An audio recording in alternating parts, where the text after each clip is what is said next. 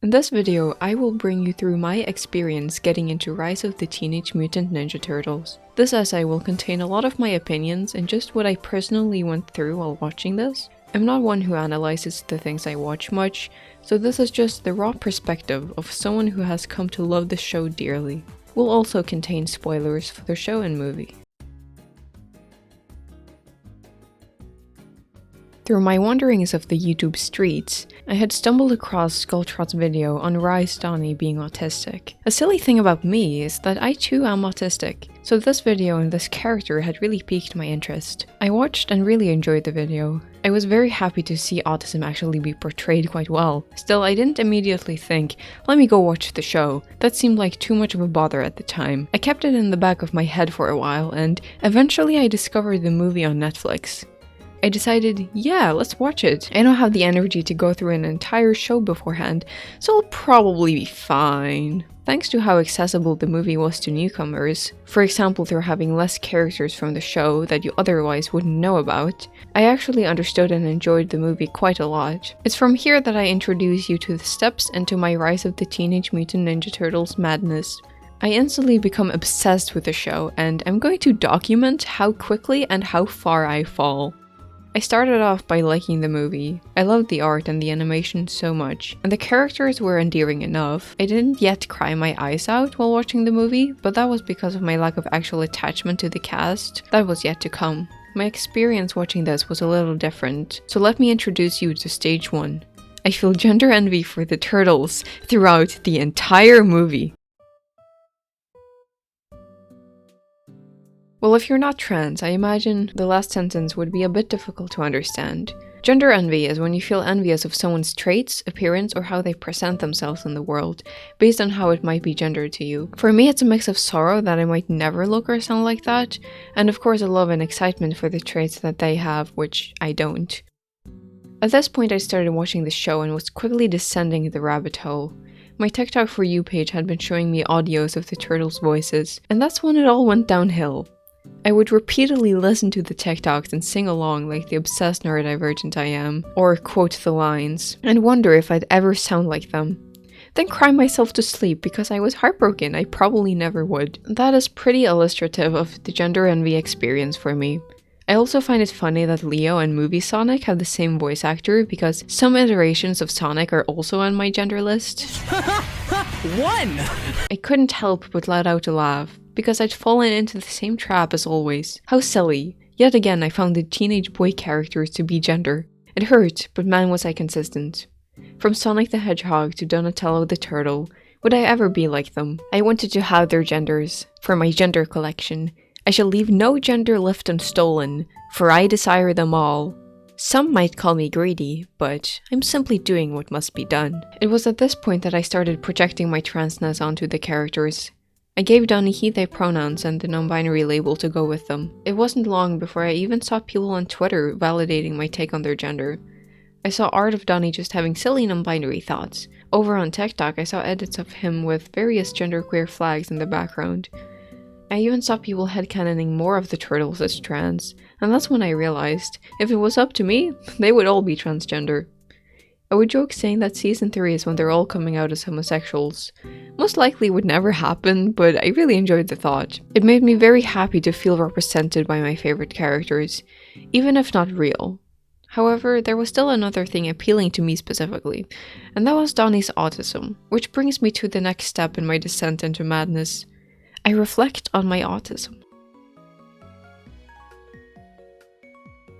Donnie's presumed autism was one of the main draws I had to the show. I was, to be honest, kinda excited to see an autistic character portrayed on screen. I'd at the same time started watching Heartbreak High, which had Quinny, another autistic character, that was done pretty well. This combination of watching two different shows with autistic characters really had me reflecting on my own autism. It felt like autism was everywhere for me.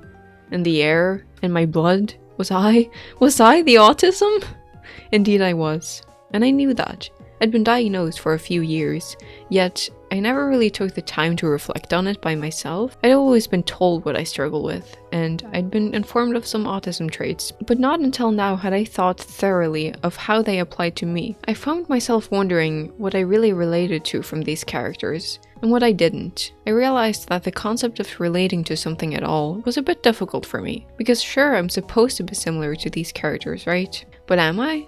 It was hard for me to tell when it wasn't pointed out to me.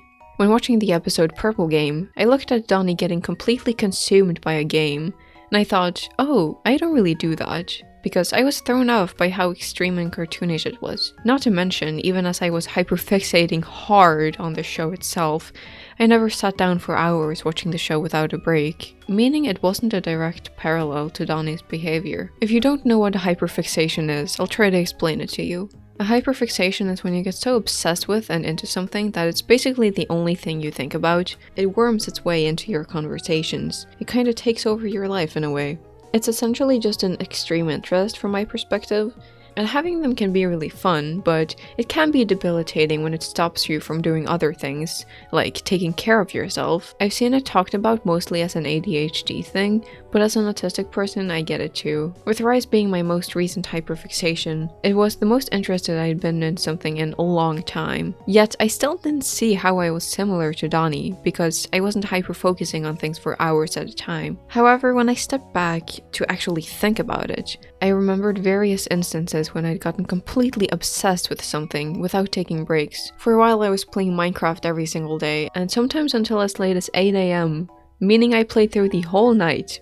Yeah, I too would hyperfixate and hyperfocus on things. I was doing it right now by being so into Rise. I just didn't see the dots connect until now. Let's have another example. This one was a bit easier for me to see.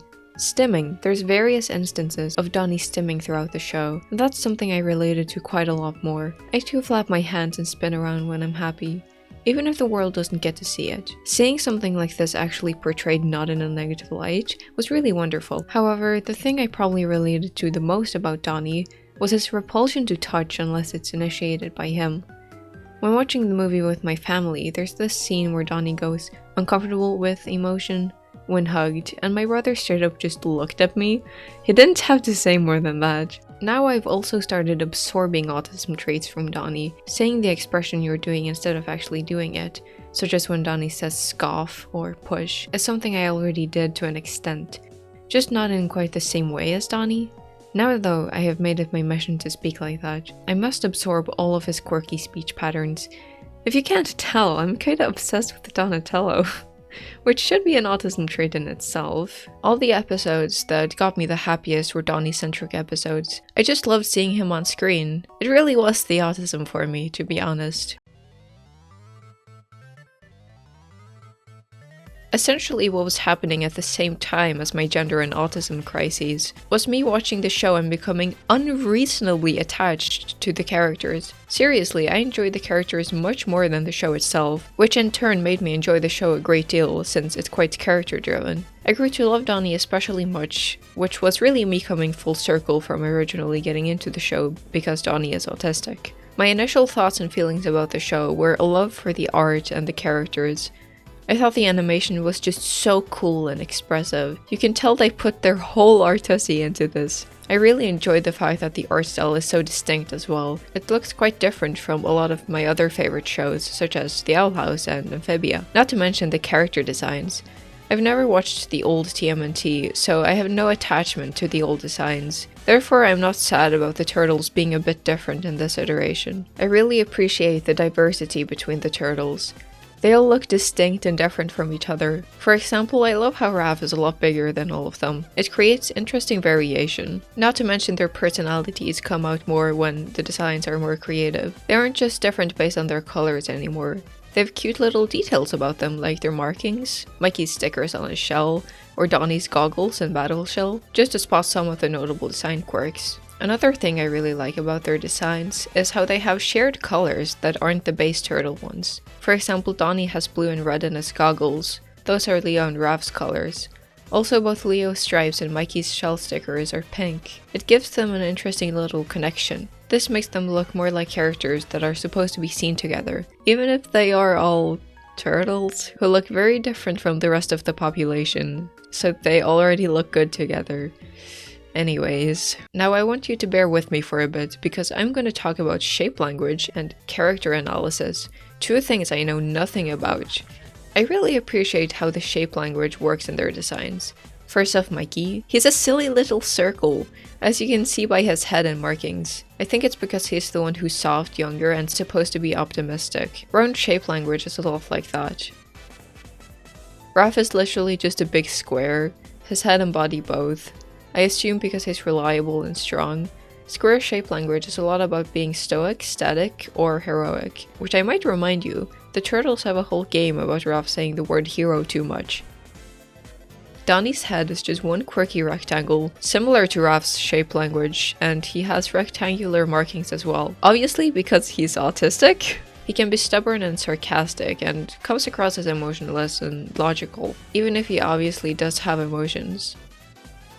Lastly, Leo is a triangle. I kinda struggled to find it in his design, but his head is very angular, and so is the rest of his body. Triangles are about being dynamic, unpredictable, or even dangerous. Leo is assertive, overconfident, outgoing, and he does things his own way, as shown strongly in the movie, which I think would fit nicely into the triangular box. As one might expect, there is more to the characters than the initial shape, but it's fun to do some art analysis. Speaking of art, I really love all of the art in this show.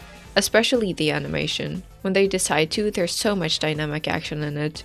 They're so expressive and the fight scenes go really hard. I find myself going back to the movie's climax fight scene just to watch how beautifully it's animated. Rice is so mesmerizing even if I have no idea what's going on and I am disassociating for most of it. For some reason I was struggling to stay zoned in while watching the show, so I can't actually remember what happened.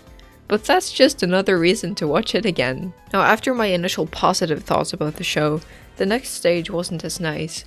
I had to grapple with the fact that the show wasn't perfect, and my attachment to the characters had my expectations unreasonably high. I think after watching stuff like The Owl House and Amphibia, I just expected Rice to be more emotionally driven, which I suppose is a personal preference. Rice at its core is supposed to be comedic and action-filled, but I wish that when they do dip their toes in the emotional side, they would have more time for it. Don't get me wrong, I love the show, but at least in the beginning, I was longing for more emotional core and dramatic character moments. As the show goes on, we do get more of that, such as when the turtles learn they are related to Lujitsu. The show slows down for a second to let us and the turtles take it all in. Then it resumes to the usual comedic tone, but for that brief moment, I really was in awe. Another example is in the finale when Raph breaks down crying because he feels like he's failing and his responsibilities are crushing him. It's been weighing on his mind throughout the episode, and when he finally breaks, it's really emotional. In the end, I feel like the show didn't have the time to take its time with some of these emotional moments, and therefore they're scarcer and shorter than I would have liked. Upon rewatching, I feel like a lot of them still work quite well, so it's not exactly a big flaw, more about my personal experience. With the movie, I feel like they finally got the opportunity to take their time, or they shifted their focus a bit. There's a whole scene of Leo contemplating the fact that he hasn't been listening to his team, and that's putting everyone in danger, rather than him just accepting it instantly when it's pointed out to him. I feel like in the show there isn't always time to stop and contemplate, although they still handle their emotional moments and tone well, as the dramatic bits don't fuck with the comedic tone, and the jokes don't ruin the emotional beats. Still, they're in a bit of a rush. At least that's how I felt when watching. My opinion might have been influenced by my constant zoning out. A good example of this is the scene in Donnie vs. Witchtown, where he admits to April why he has been acting like an asshole all day. In the storyboards, the original dialogue goes, "Solving problems with my tech is all I'm good for. When you chose magic instead of me, I got scared because, well, in the final cut this part is not included. It just goes straight to, if mystic powers can do everything I can do but better, then why would you guys even need me?" There's also some other stuff that made the storyboards more lengthy, but it was cut for time. This is a good example of a scene where I felt more of an emotional impact in the original dialogue. If they had just a little more time, then maybe they could have dwelled on the emotional beats for a bit longer. I feel like it was a crucial moment that didn't quite hit me because it was just too brief. The thing is, I feel like the show gets so good when they allow the characters to cry, to be upset, to have heartfelt moments. However, I feel like I might have been spoiled by other cartoons like Amphibia, where I was literally crying my eyes out for the entirety of the finale. I'm not saying I wish the show was less comedic, because that's not what I think at all. We don't really need another show where all the characters get traumatized by the end. While watching the movie for the fourth time, I found myself missing the more lighthearted tone of the show, and while, if I'm gonna be honest, the Rise finale did have me crying sometimes too. I think with a bit more time there could have been even more exploration of the emotional bits, without sacrificing any of the fun shenanigans that are so dearly needed. Anyways, segue, which is totally something Donnie would have said. I'd reached season 2, and honestly for the finale of season 1, I was just so gone. The turtles were starting to take a toll on me, and for some reason it was just really difficult for me to focus on things.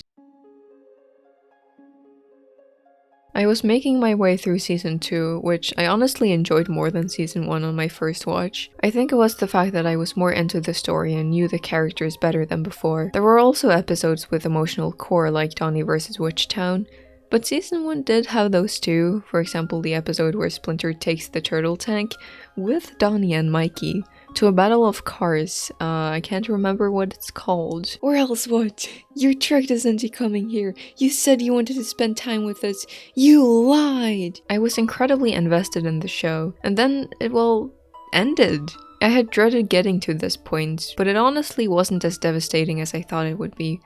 I knew I could just watch it again, and I still had the movie to go. At this point in my viewing experience, I had gotten incredibly emotionally exhausted. Ironically enough, the show had made me so excited that I got burnt out. It doesn't happen to me often because most of the time I just feel neutral, but the turtles made me really happy and I couldn't take it anymore. I proceeded to get really sick.